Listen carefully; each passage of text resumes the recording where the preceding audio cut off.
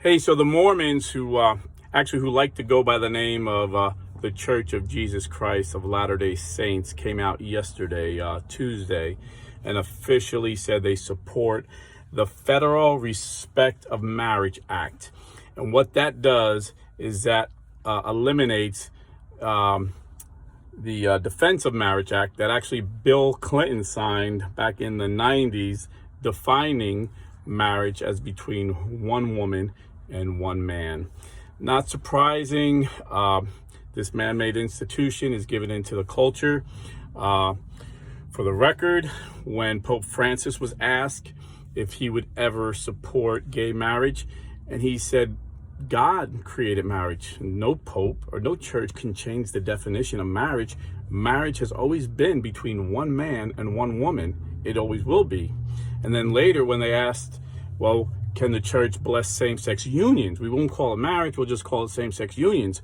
Pope Francis said the church cannot bless same-sex unions because the church cannot bless sin.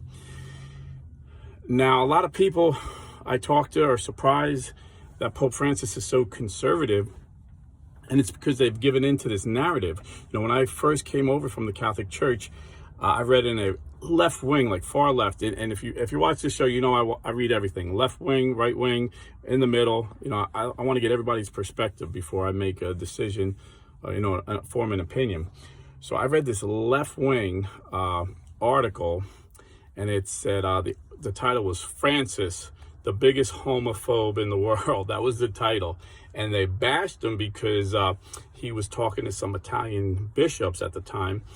And he said, listen, you know, the sex abuse problem in our church was the biggest scandal ever. It was the most horrific sin, and it was caused by homosexual priests.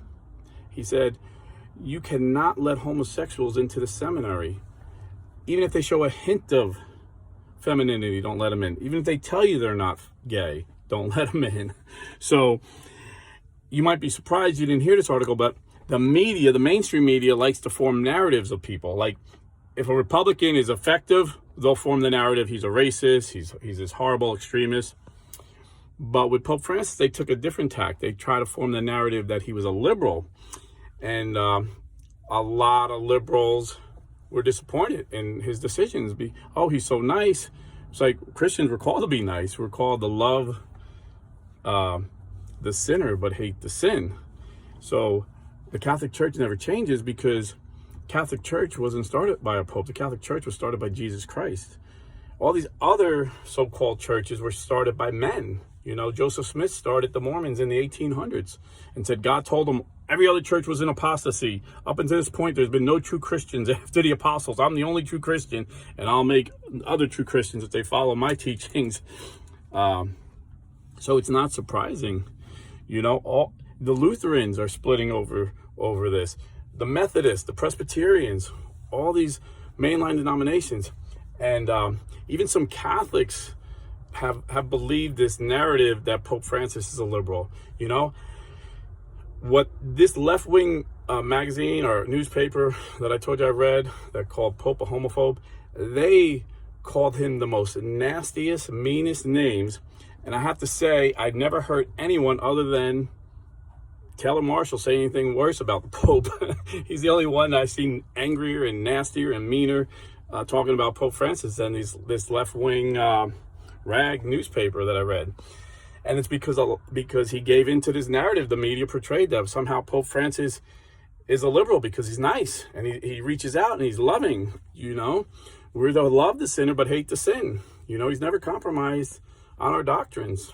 You know, every time they tell me he did, I read the statement in context, and it's wrong. You know, they take them out of context. You know, so don't give in to this narrative that somehow Pope Francis is a liberal and the Catholic Church is going to change, because Catholic Church was established by Jesus. This is a historical fact, and Jesus said the gates of hell will not prevail against our church. So even though from the very beginning we've had sinners, you know, Judas Iscariot was probably the worst of us all, and throughout history we've had other bad leaders in the church, our doctrines have stayed pure from the very beginning. You can trace them back, you know, from the very beginning. They haven't changed. And they won't. And don't buy into this narrative. The Catholic Church is in decline. The facts are the facts. You know, facts are a stubborn thing. Every Protestant denomination population is in decline. The Catholic Church is growing. From 2010 to 2020, according to Pew Research, the Catholic Church has grown from 1.2 billion to 1.3 billion. From 1969 till today, the Catholic Church has doubled in size. It's doubled. So we're not going anywhere. We're growing because Jesus Christ will not let the gates of hell prevail against us. And in the same way, you know, people are surprised how the Catholic Church has stayed true to abortion. A lot of these other denominations are becoming pro-abortion. The Episcopalians, you know, some Methodists, some Presbyterians. You know, it's crazy, you know. And Pope Francis has stated, the gravest of mortal sins is abortion. Hiring an abortionist is like hiring a hitman to kill your baby. You know, the church official teaching is still, to this day, if you have an abortion, you're excommunicated. If you help someone get an abortion, you're excommunicated. You need to go to confession if you're either one of these people. This is why I tell you it's so important. If you are buying or selling real estate, go to realestateforlife.org. Get in the fight. I'm not ashamed to promote this company because I know they're a pro-life Catholic company. And, you know, America is in decline. You know, a great philosopher once said, America is great because America is good. If America ceases to be good, America will cease to be great. We've had several states vote to allow abortion through the entire 9 months of pregnancy on last Tuesday. That's not good. You know, you need to get in the fight, vote pro-life, and spend your money with pro-life companies. So again, if you're buying or selling real estate, please go to realestateforlife.org. God bless and stay Catholic.